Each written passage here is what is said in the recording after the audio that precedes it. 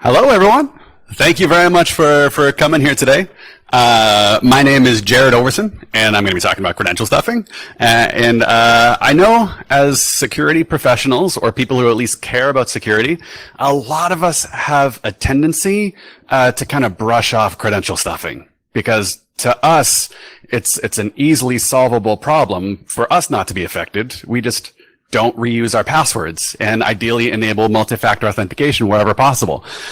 So the point of this talk is to hopefully describe to you the depth of the problem, and show why it is a massive problem, and why it's also really fun problem to tackle because of how sophisticated the attackers are. So for anyone who needs a refresher, credential stuffing is the replay of breached username and credential pairs across many sites in order to find out who is reusing passwords. Pretty simple, right? It's a four-step process. You got to get credentials. You've got to automate the login because you're not going to sit there and type in all those credentials by hand. You need to defeat whatever automation defenses already exist, and there is inevitably something that you need to defeat, and they need to distribute globally. So the numbers I have to present to you hopefully illustrate why this is an exploding problem. Credential stuffing is fueled by spills of credentials, credential spills. The company that I work at, Shape Security, publishes a report every year, the Credential Spill Report, where we track a lot of these things and try to gather information about them. Last year in 2018, we recorded over 1 billion credentials spilled on the public or dark web. That is a lot of credentials to fuel credential stuffing. We also recorded our largest day of attacks ever at 2 billion plus attacks. And then we also in January of this year recorded our largest attack campaign ever at 3 billion attacks against one URL in 1 week. So, thank you.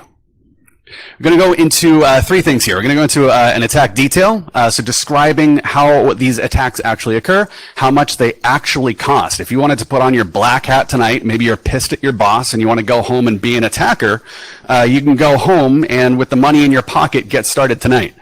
Then we're going to go over how credential stuffing has evolved, the state of it now, and then where account takeovers in general are evolving to.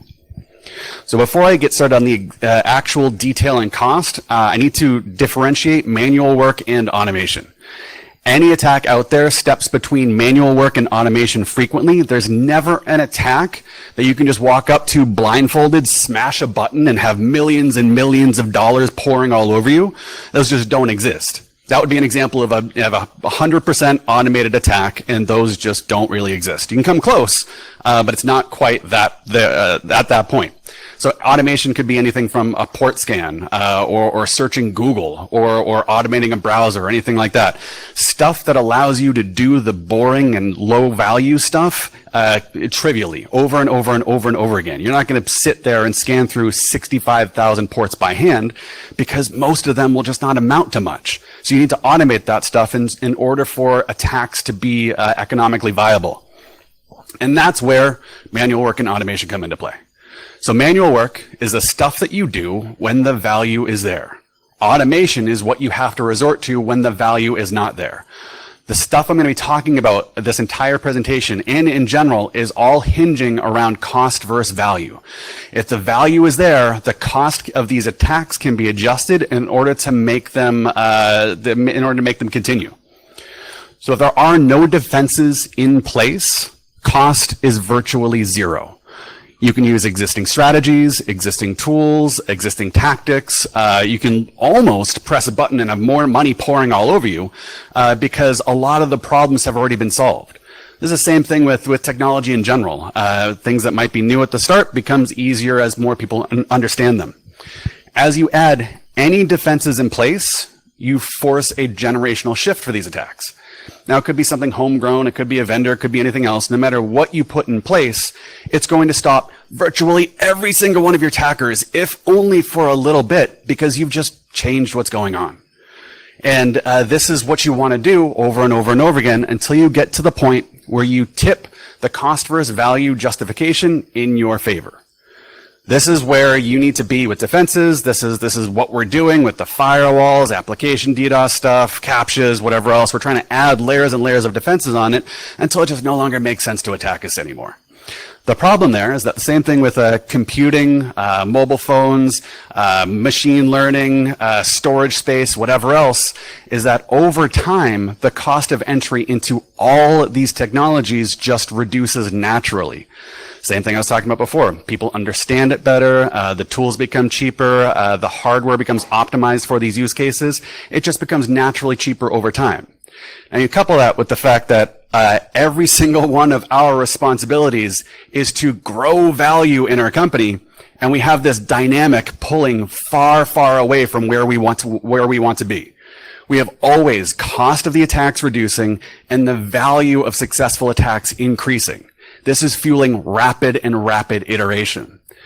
So, how much does it cost to actually issue a credential stuffing attack? First, you got to get credentials. This is one of those things that used to actually be somewhat costly. You needed to run in the right groups. You needed to know the right people. You needed to purchase these credentials. You needed to breach the data yourself. Now you can go to a site like raidforums.com and download nearly a terabyte of credentials for 8 credits. 8 credits is about $2.50, which is more than I had on the account at this point in time. But all it was doing was hiding a torrent link, so you could just go on any other post that had that torrent link and grab that for free. So this was the post that announced collections 1, 2, 3, 4, 5, and the anti-public mega leak. We might have heard of collection 1. Troy Hunt wrote about that. And whenever he writes about something like that, everyone knows about it. What's strange though, everyone knows about collection 1, but the other 900 gigabytes of data that was announced like a week or two later, it's like, we already heard about collection 1. It's no big deal.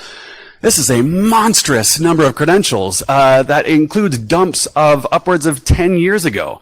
Basically, every breach that we've heard about is in a dump like this, so you can get started with all the credentials that have been spilled in for virtually nothing. Well, actually, for literally nothing. And this amounted to, I think it was about upwards of 20 billion credential pairs. I think it actually amounted to about 2.3 billion unique credentials. But still, that's 2.3 billion usernames and passwords to start with. Next up is to automate the login, because we're certainly not going to be sitting through and typing in 2.3 billion email addresses and passwords by hand. It's just not, the success rate is not high enough to make that worthwhile. So we use a tool like this. This is Browser Automation Studio. This is one of the more advanced automation tools. I generally consider the automation tools to exist in kind of 2 camps. There are at least for web automation. There are tools that automate sites you own and tools that automate sites you don't. Tools that automate sites you don't, I generally classify as attack tools. Tools that automate sites you own are testing, QA, developer tools, things like that. This tool includes things like integrations for CAPTCHA solvers, switching fingerprints, rotating through proxies, stuff like that. I would place this squarely in the attack tool category, despite the fact that it is a general purpose tool that you can use for anything, and it is very, very cool and advanced. You can see on the left-hand side, it actually has a visual logic organizer so that you can basically drag and drop your way to a fully automated website very easily. And if you weren't so inclined to actually do that yourself, you could go to a site like Upwork.com and just pay somebody else to do it for you. There are people who sell their services configuring tools like this for this one's $10 an hour, and I would guess that you could probably configure average low defense sites in about 3 to 5 hours. So it's about $30–50 for somebody to develop this for you. And for other tools, you can find pre-configured configurations that you can purchase for about the same price. Next up, you want to defeat whatever existing defenses there are, and there is always something in your way. You've probably seen something like this. This is Google's reCAPTCHA version 2. Version 1 was the squiggly letters and the numbers where they claim that you are transcribing books or something like that. This one will give you the swirly swirl and the green check mark if you look okay. If you don't look okay, then Google will have you help train its machine learning algorithms to find out what a crosswalk is or a street sign or something like that. And if you do a good enough job there, then it'll think that you're okay, and it'll allow you to go through. Now, a defense like this is actually, they do a really, really good job at identifying sketchy behavior. The problem is, though, is that everyone uses this, and it's free, and it's everywhere. Now, if you were an attacker or a burglar or something like that, and you were presented with one neighborhood that all had really, really great locks, all had individually awesome locks, and then you had another neighborhood that all had the same really, really good lock, which lock would you target penetrating first? The one that got you an entire neighborhood, right? This is what incentivizes developers and people in the ecosystem to build tools to bypass common defenses. This is death by CAPTCHA. This is one of dozens of CAPTCHA solvers that exist. There are actually so many CAPTCHA solvers that if you Google CAPTCHA solver, Google will propagate the top 10 CAPTCHA solvers to its answer box because there's just so much information written about them. So you don't even have to be some sort of shady attacker to do this. You can Google your way to an attack tonight. So this is $1.39 for 1,000 solved CAPTCHAs. Not even CAPTCHA attempts. This is just 1,000 solved CAPTCHAs. And it's 99 cents if you're a gold member. So if you do this a lot, you should probably consider upgrading. But it includes libraries for Ruby, Python, Java, Node, PHP, whatever else. You can hook this up, slap in an API key, and you've got CAPTCHA solved. It's not a complicated problem anymore. But if that's too expensive, you can use something like this, which is a tool that has a free version that allows you to solve CAPTCHAs locally, not even delegating to an API or anything like that. The success rate is a little bit lower, but again, this is a cost versus value play. Issuing traffic, sending traffic is actually really, really cheap. So even if you have a success rate as low as 50%, all you need to do is just double the requests you're sending and you get the output you're looking for. Next up is to distribute globally. Because of one of the early defenses we had in place, IP rate limiting, if you were issuing 3 billion attacks from a single IP address, you would stick out like a sore thumb, and you'd be knocked down very, very quickly. So you have to distribute your traffic to make it look like it's coming all across the globe. This is another thing that used to be expensive. You used to need to have to manage your own proxies. You needed to get your own bots or botnet that can proxy traffic all around the world. Now you can just sign up at AWS or Azure or Google Cloud and get your code distributed all around the globe in perfectly scalable environments for almost literally nothing. You can spin up Google functions and the first 1 million invocations are free. So the ability to spin up code that looks like it's coming from all over the place is virtually not an issue anymore. So the cost of issuing 100,000 account takeover attempts can be tried for less than $200 US. So again, we cost it's $0 for billions of credentials. It can be $0 if you want to configure these tools yourself, but time is money, and you might as well just pay for it. So you pay $50. If you want 100,000 solved CAPTCHAs, you're going to paying $139 for death by CAPTCHA, or $99 if you're a gold member. And you can get global IP addresses for nothing, but you can spend a few bucks to tailor your demographics and get higher quality, higher reputation IP addresses very, very easily. So that is less than 0.2 of a US penny for each individual account takeover attempt. Now, the cost is irrelevant unless we understand the value.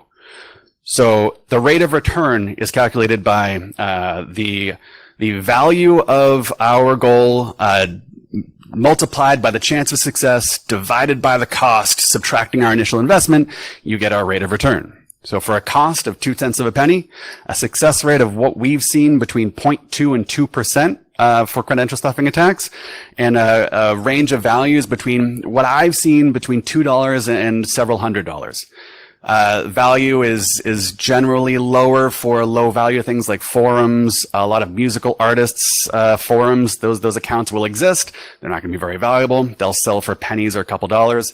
Fortnite skins, will go for a few dollars, 0.2 of dollars, depending on the rarity of the skins.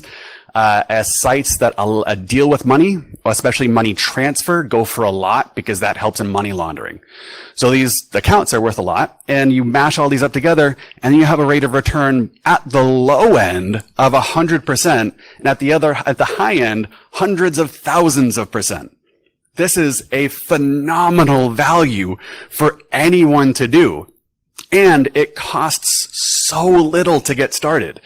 This is what is fueling the attack evolution, because the value is so high and the cost is so stupidly low. So the next step is we're going to go over how credential stuffing has evolved. So because the cost versus value is so out of whack, no matter what defense you put in place, they're going to want to bypass it because the value is still there. It doesn't disappear. So at the start, because it's important to just be as cheap as humanly possible, you start off with something like curl or wget. You don't need to do anything fancy if there are no defenses in place. You just issue your post requests, analyze the response, and determine whether or not you got a successful login or failed login. Then you get tools that are optimized for attacks of that nature, like Sentry MBA. Sentry MBA is a relatively ancient tool in the scope of technology. I think it was released around 2009, but it's optimized for these types of attacks specifically. It makes it easier to ingest combo lists. Combo lists are text files of username and password combinations. So like a email address or username, and then a literal colon, and then a password, and then a new line.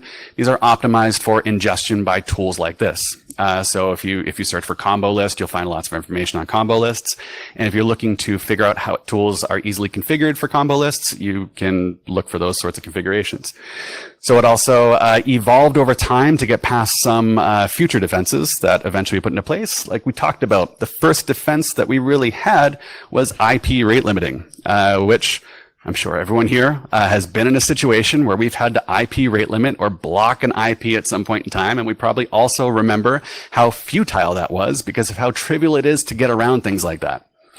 So one of the first defenses, one of the first attacker responses was just rotating through proxies. Very, very easy to do in general, even without cloud services.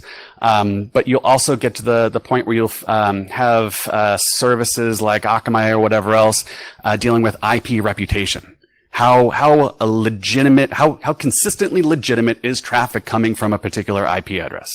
Attackers know stuff like that, so then they start proxying through legitimate residential home networks via a service like the Illuminati network. Anyone ever heard of this? So this is a service that allows you to proxy through residential home networks, just like yours and mine. Now, this is great for attackers and people who want to look like they're coming from residential home networks. But why would you or I have something like this that allows other arbitrary people to proxy through our network? This is important. If you take nothing away, you should go check your home networks, especially if you have spouses or kids or roommates or anyone else in your house, because this happens because of services like this. OWASP. This is a free VPN, doesn't even encrypt traffic. It's a pretty useless VPN, but it allows you to make it seem like your traffic is coming from another country. Now, why would anyone willingly install something like this? For services like Netflix and Amazon Prime and streaming services, things like that. Content rights in different parts of the world are different. So if I want to watch Harry Potter, I can't do that in the US, but I can do that in Australia. So if I get something like this and I make it look like my traffic's coming from Australia, I can watch all of Harry Potter all I want. This is the type of thing that runs rampant in social groups. One person gets in on this, starts recommending it to their friends. Pretty soon, everyone has OWASP installed. And then when their phones or PCs are idle, of course, it turns your home network into a proxy for something like the Illuminati network. This is why these things are free. Again, and I'm sure we all know this in this room, if you're not paying for a service, you're being fleeced somehow. And this is how this service makes money. So one of the defenses that we put in place, and I say we in general as the industry, put in place next was CAPTCHAs. The squiggly letters and numbers and lines through them and stuff like that, because basic tools that were just issuing HTTP requests couldn't figure out what to respond here. So then we already talked about this. You go through CAPTCHA solvers. Before it was better and better optical character recognition. And then as CAPTCHAs got more advanced, then they started farming it out to APIs, which then farmed it out to actual individual human beings, et cetera, et cetera, et cetera. Then the next defense was dynamic sites and JavaScript heavy defenses. You get into reCAPTCHA v2, which is certainly a great example of a JavaScript heavy defense, but there are numerous out there. And to bypass these, you don't necessarily need to run JavaScript, but you do need something that understands the browser, understands the DOM, or can query for values that exist in the JavaScript context or in the DOM.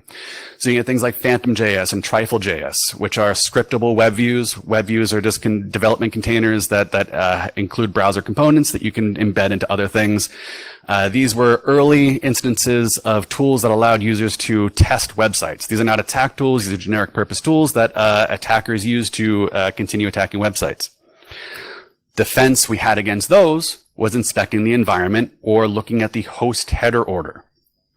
So if you notice here, the host header for Chrome is always the first header that is sent. In Phantom.js, it is always the last header that is sent. So when you look for simple things like this, it starts just to expose huge swaths of traffic that you can block relatively easily.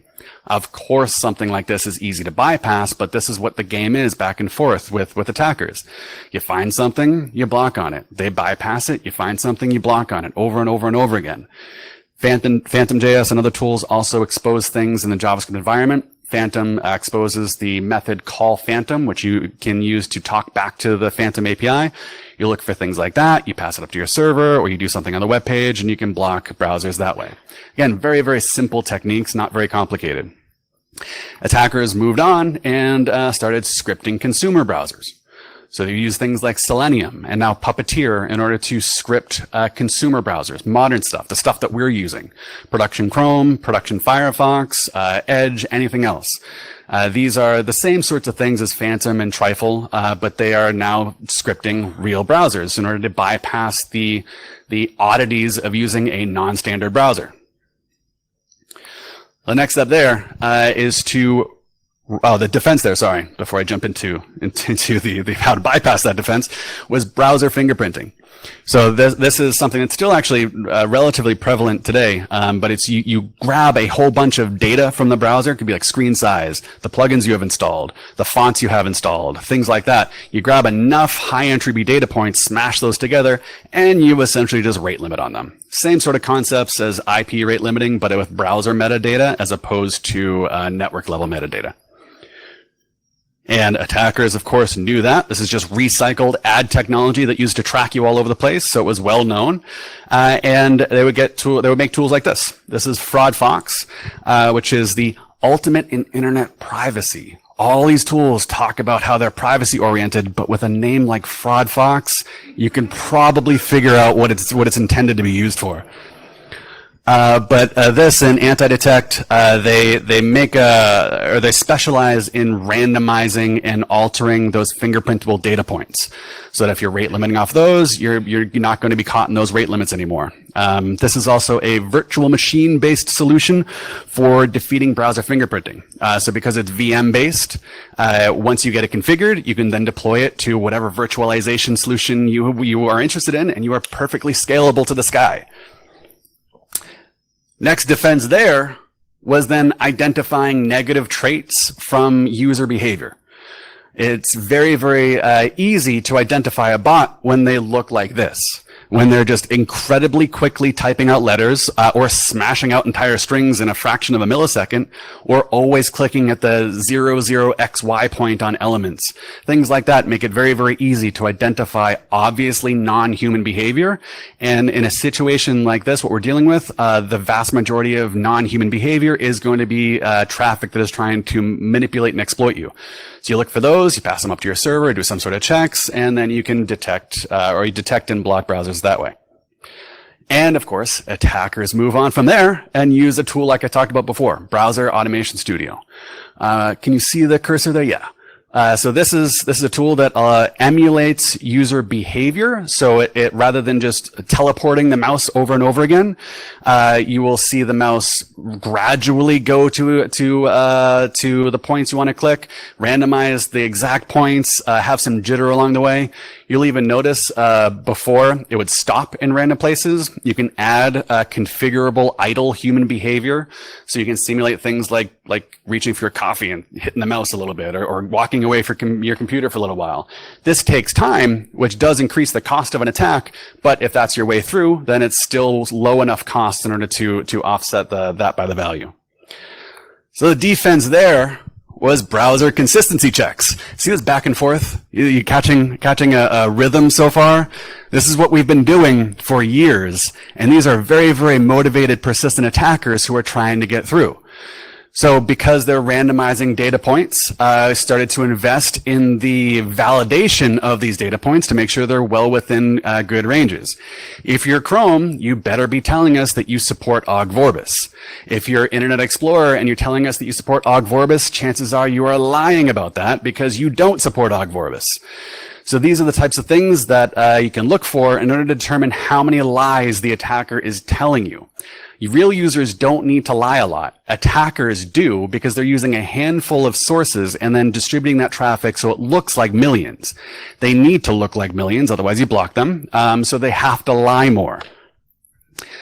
Next step there, attackers used real device fingerprints. So this is Bablosoft's fingerprint switcher, which scrapes and records and stores loads of real user browser fingerprints. Now I'm using fingerprints at this point because they're using fingerprints. At this point, it's just a collection of data that is grabbed from browsers. We've lost the fingerprintability really at this point, but it's still allowing you to, with a browser extension or an attack tool, iterate through real browser fingerprints in order to further obscure the source of the traffic. So we still have some more to go, but we're going to bypass that a little bit because I think you see probably where the direction this all is heading. All of this is heading towards the emulation of real user behavior on real devices, on real home networks. So this is what we're calling in our company, because we need to differentiate these, imitation attacks. Imitation attacks indicate a sophisticated level of fraud, advanced developers, and a level of persistence that allows them to retool back and forth, trying to make their traffic look as legitimate as possible. Not all imitation attacks have to be automated. Not all imitation attacks are automation. Did I say that right? I think you probably get the gist. But in general, this is where we see things going, is the perfect emulation of human behavior. And at that point, it's going to be very, very difficult for us to differentiate legitimate traffic and attack traffic. So where do account takeovers go from here? Now, first, I need to clear something up. Two-factor authentication does not stop credential stuffing. This is something that we hear touted a lot by Google, Microsoft. And it's not that they're necessarily saying this, but they're using words that allow people to assume this is what they're saying. Multi-factor authentication does a great job at stopping automated account takeovers, but like we were talking about earlier, there's always a back and forth between manual work and automation. Now, it's not necessary that when you're automating credential stuffing, you have to automate the account takeover part. Credential stuffing alone still gives you valid accounts, and the valid accounts still have value.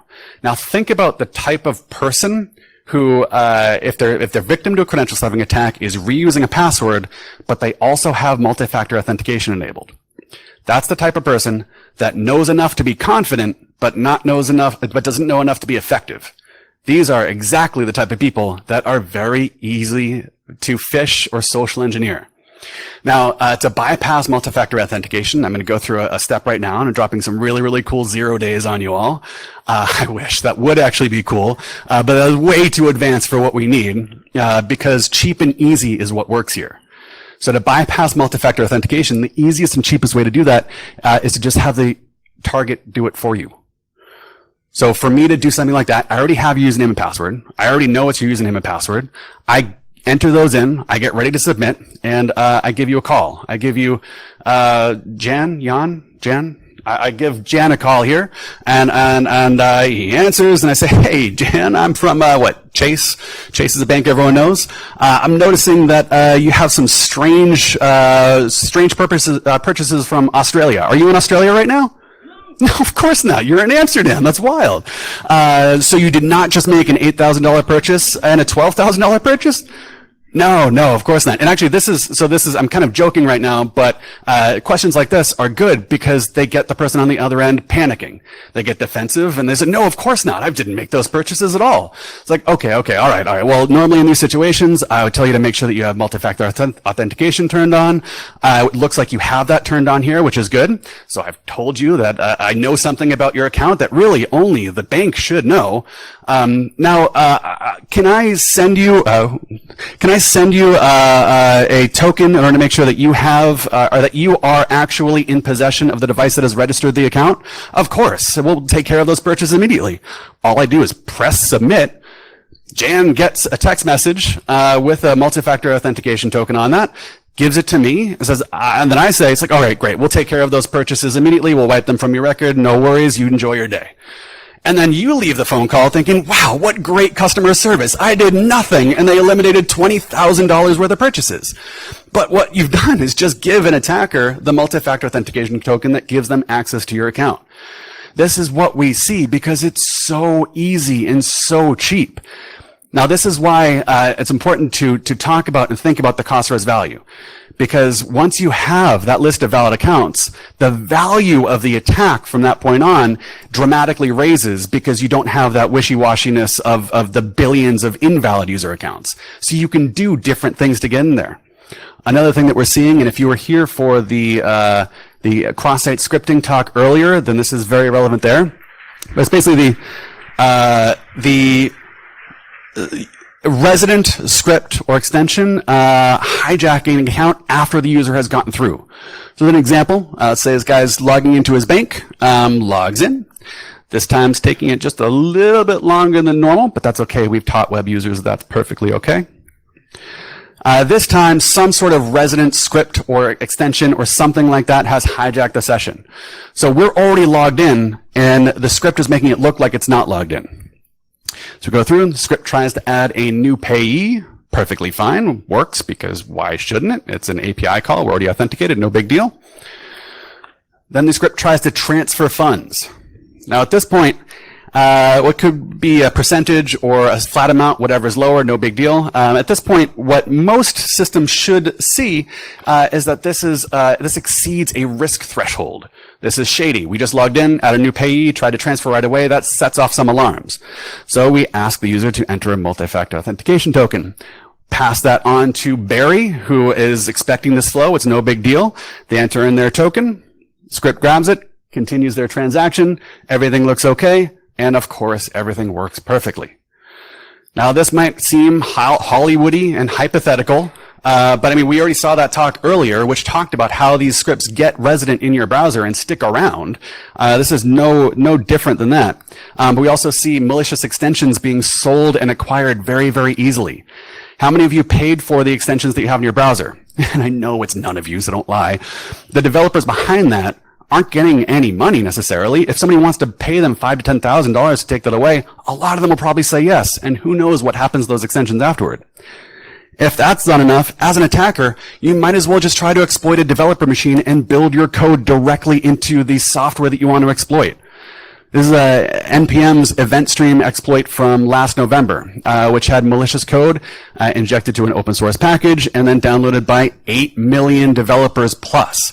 If anyone here uses Node or NPM or VS Code or anything like that, I guarantee you that you had this code on your computer. It was just targeting specific things. You don't necessarily need to worry, but if we all think we're better than this, we're not. This is something that can easily just jump in without us knowing. So after this, what is beyond credential stuffing? Now, the value in these accounts is not going away, but we are raising the cost of credential stuffing, so it becomes easier for attackers to justify other tools to find these valid accounts and to exploit them. We're seeing a lot of diversity of attacks. This is an example of the more recent malware that we've seen called Genesis. I've been some news articles on the Genesis marketplace. This is a marketplace malware and extension combination. What it does is it infects computers, and it has upwards of 125,000 right now already infected, and it scrapes accounts and cookies and everything else that is happening on that machine and sends it to this marketplace. You can see some of these accounts, these high-value accounts already advertised, things like LinkedIn, Google, Facebook. These are not just trivial accounts. They're just grabbing them easily because they're in the victim's computer. This particular account fell victim September 17th, which was a week and a half ago, and it was updated on the 18th. I think I took these screenshots on the 18th, 19th, or 20th, so these are still very, very, very fresh. And the malware will continually grab these accounts and update these records. So each infected computer and bundle of information is sold as one unit. Once you've purchased it, you are the only person who has access to that bot and its data. This allows you to make sure that you maintain the quality of this infected computer and the quality of these credentials, so that you don't have other people abusing it, having the victim become aware and clean their computer. You are in control of how much you let on to the victim. This is the bot details page. You can see that it scrapes everything it possibly can. So it has 114 known resources. So these are common sites, things that it definitely knows: Facebook, Tumblr, Instagram, stuff like that. And 484 total resources. This might be other things that look like usernames and passwords, session cookies, stuff like that. And what you can also do here is generate fingerprints. Again, I'm saying fingerprint, but now we're starting to blur the line as to what a fingerprint actually is.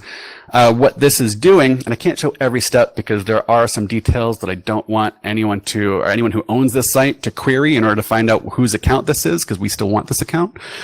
But you go through and you can select which aspects of the environment on the victim's computer you want to emulate. So it can be the browser data, it can be the operating system, it can be qualities of the operating system, the storage space, things like that.